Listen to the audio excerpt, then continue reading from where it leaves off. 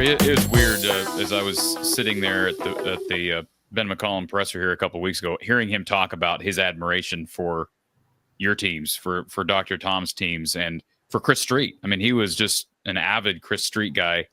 It was just odd. I mean, not in a bad way. It was just like, this guy's the next head coach at Iowa, and he seems to be the perfect hire. I mean, he appeared at the time, and you can debate. I know there's a lot of debate going back and forth between Darian DeVries, who had Iowa ties, and Ben McCollum. DeVries ends up at Indiana. Iowa lands their guy McCollum, who did a phenomenal job in 1 year at Drake, bringing, hodgepodging a bunch of pieces together and creating a dominant Missouri Valley Conference team. So I want to ask you, Gary, about this hire.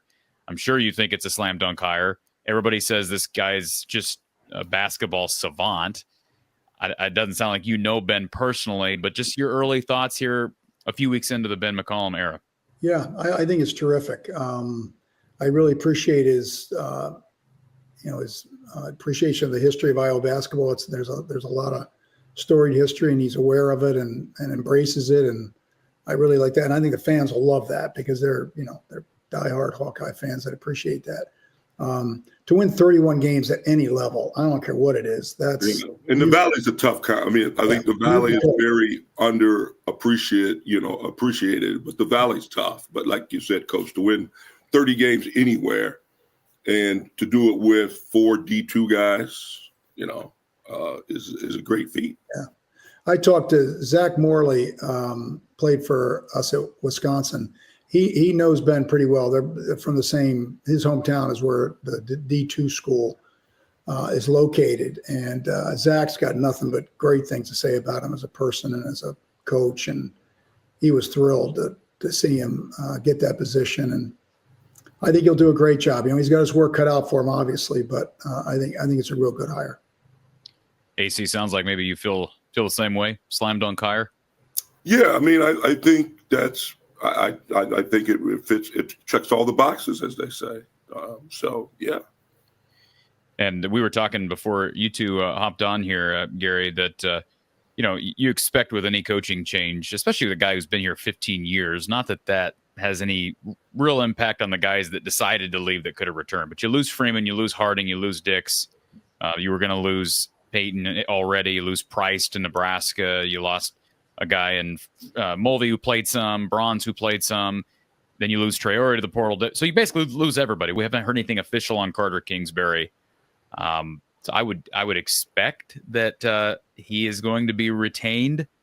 I'm sure you would love to see him stick it out for one more year, given the history there. But you bring in 5 guys over right now from Drake. And I know there's some concern from the outside looking in that they haven't gotten anyone else besides the guys from Drake. Bennett Sturtz is phenomenal. Anybody missed watching him in the tournament? He's one of the best players at his position, I think, in the country.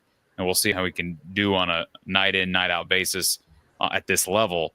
But what's the challenge before Ben McCollum, Gary, in this era with NIL and the portal, trying to build a feasible Big Ten roster for this coming season in year one? Well, getting talent. You got to have talent. Coaching can get you so far, and it's as good as the Missouri Valley Conference is, and it's a great conference. It's another significant step up to play in the Big Ten, and the Big Ten had a fairly successful NCAA tournament. So to be able to go in and get Division I talented players, and obviously the whole portal situation, does he have enough in his budget to be able to attract people if it comes down to that? But I think, like anything, it's going to be his ability to recruit and get talent, because you can only coach so far in the Big Ten. You got to have some players. You're just not going to outcoach people night in and night out with average players. So, but I think it's a nice start because it'll help him get his system in a little quicker, where he's got 5 guys that know it and 5 guys that can help the other players pick it up once he secures some more players. And it's still relatively early in the portal. So it would have been nice to have a couple of those guys come back, but hey, you move on and beat the bushes. And, he did a phenomenal job of putting that Drake team together. And so he's done that before. It's not like hasn't had to put a team together before. So just got to be a little patient, I think. Is it a fair or unfair comparison to look at the jump he made from Northwest Missouri State to Drake, winning in year one with pieces from all over the place, with him doing that from Drake to Iowa? Is that an unfair comparison? I think it's going to be more difficult. Okay. I mean, that's the respect I have for the league. I think it's a challenge. He's got to get some talent. I mean, I think he's going to be able to win some games with his coaching. It sounds like an outstanding coach in terms of giving his team the best chance to win. I mean, that's the first thing you want to do as a coach is give your team a chance to win. A lot of games, when it gets down to the end, are already over, and you have no chance. And he's done a good job of keeping his teams in the game, with a style of play. And but if you're gonna beat the elite teams in this league, you got to get some players. AC, I want to throw you this next one because I think one of the big building block pieces that he is bringing in or bringing back is Cooper Koch, because you're losing a lot of people, but Cooper's got a tremendous upside. He's got an opportunity to get that fourth year back. So he's gonna have a full 4 in front of him potentially if he can get that medical hardship waiver from the NCAA. Who knows what type of a jump he goes from year 1 to year 2. He's hurt much of last year. But post position, they bring in Cam Manyow from Drake. You get Cooper Koch back. And then after that, it's you've got some guys who are kind of in-between type guys like Isaiah Howard, and they got this Cale Combs kid who's played some. What are your biggest concerns right now, AC? Well, I think the biggest thing is almost everybody's in the same boat. I mean, I have a bunch of college friends, and, we talk, like college guys who, coaches, and pretty much every school is in the same boat. So it's almost like everybody's starting in the same position. The only thing that I think that hurts some schools is like schools who went longer in the tournament.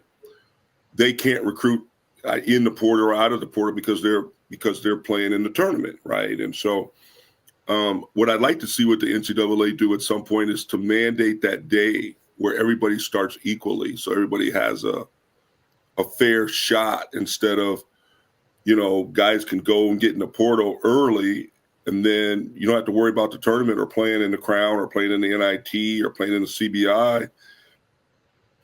And so I think I don't put a lot of stock in teams and everybody saying, well, we only got 8 players now, or it's a lot of time to be left, right? And budgets aren't set yet. There's still money going to come in. Guys are going to go to some place and not get the money that they're supposed to get and jump back in the portal.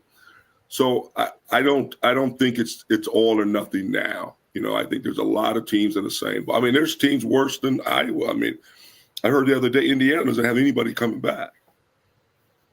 I mean, I don't know if that's true. It's kind of par for the course. I think a lot of teams in the Big Ten are like that. Maryland's going to lose everybody. Right. So I mean, if you say you got 8 guys now, 4 from Drake and 4 or 5 from Iowa, you're probably better than almost half the Big Ten at this point, which is so.